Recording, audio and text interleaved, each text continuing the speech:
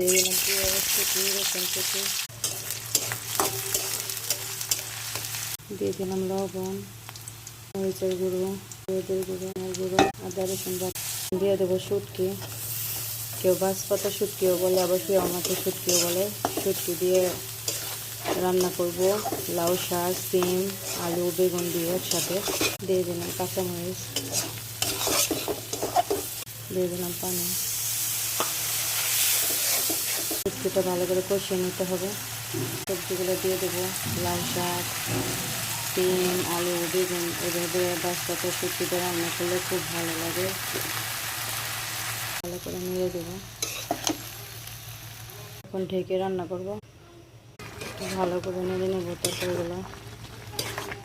হয়ে গেছে আমার শুটকির তরকারি, হয়ে গেছে। এখন নামিয়ে নেব।